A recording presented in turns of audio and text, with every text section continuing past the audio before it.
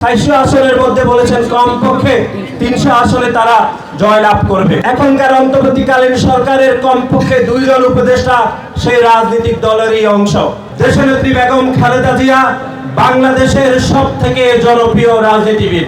এই যে গণ অভ্যুত্থানের শুরু থেকে যারা গণ অভ্যুত্থানের নেতৃত্ব দিয়েছে তাদের সাথে আলাপ আলোচনার মাধ্যমে বাংলাদেশ জাতীয়তাবাদী ছাত্রদল সারা দেশে সেই গণ অভ্যুত্থানে অংশগ্রহণ করেছে। কিন্তু আমরা দেখলাম সেই গণ অভ্যুত্থানের একক মালিকানা চিন্তাই করে যে নতুন রাজনৈতিক দল গঠিত হয়েছে তারা বাংলাদেশের বিভিন্ন মানুষকে বিভিন্নভাবে তারা বিভিন্ন প্রপাগান্ডা করে বিভিন্ন উদ্ভট বক্তব্য দিয়ে তারা বাংলাদেশের মানুষকে তারা দ্বিধা বিভক্ত করতে চায়। তারা গতকাল আপনারা দেখেছেন সেই নতুন রাজনৈতিক দলের একজন শীর্ষ নেতা যিনি ইতিমধ্যে যত বক্তব্য দিয়েছেন তত বক্তব্যই তিনি বাংলাদেশের রাজনীতিতে চরমভাবে বিতর্কিত হয়েছেন। সেই নাসিরউদ্দিন পাটোয়ারি তিনি বলেছেন যে বাংলাদেশের যে সংসদ নির্বাচন হয় সেই সংসদ নির্বাচনে তিনি 400 আসনের মধ্যে বলেছেন কমপক্ষে 300 আসনে তারা জয়লাভ করবে। এই অন্তর্বর্তীকালীন সরকারের সাথে এখনকার নতুন যে রাজনৈতিক দল গঠিত হয়েছে তাদের একটি সম্পর্ক রয়েছে। আপনারা জানেন সেই এখনকার অন্তর্বর্তীকালীন সরকারের কমপক্ষে 2 জন উপদেষ্টা সেই রাজনৈতিক দলেরই অংশ।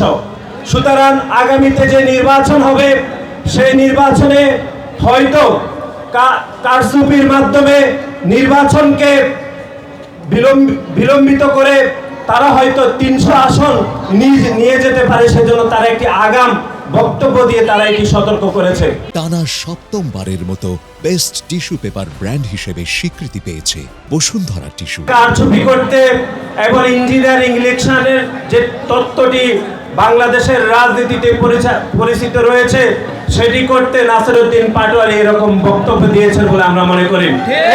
আমরা মনে করছি বাংলাদেশের কোন রাজনৈতিক দল বা কোন রাজনৈতিক ব্যক্তি জনপ্রিয় রয়েছেন কিনা অথবা জনপ্রিয় হয়েছেন কিনা এটির একমাত্র মাধ্যমই হচ্ছে জাতীয় নির্বাচন অথবা যে কোনো নির্বাচন।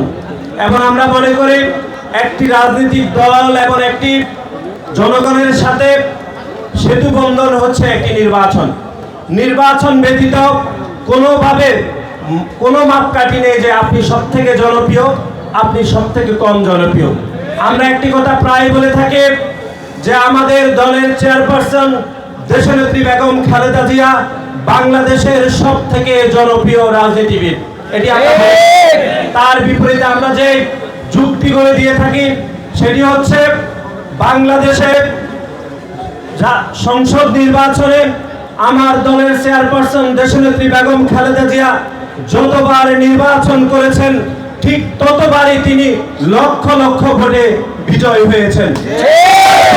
আপনারা দেখেছেন যে খুনি শেখ হাসিনা যিনি ইতিমধ্যে দেশ থেকে পালিয়েছেন তিনি বাংলাদেশের 3টি জাতীয় নির্বাচনে যে নির্বাচনগুলো খুবই গ্রহণযোগ্য হয়েছিল সেই নির্বাচনে কমপক্ষে 3টি জাতীয় নির্বাচনে তিনি পরাজিত হয়েছিলেন। সুতরাং একটি রাজনৈতিক দল অথবা একজন রাজনৈতিক কর্মী সবথেকে জনপ্রিয় এবং সবথেকে কম জনপ্রিয় এই মেজারমেন্টের তাত্ত্বিক বিষয় হচ্ছে আপনাকে নির্বাচনে যেতে হবে। এবং একটি রাজনৈতিক দল এবং জনগণের মধ্যে নির্বাচন হচ্ছে সেতু বন্ধনের একমাত্র মাধ্যম।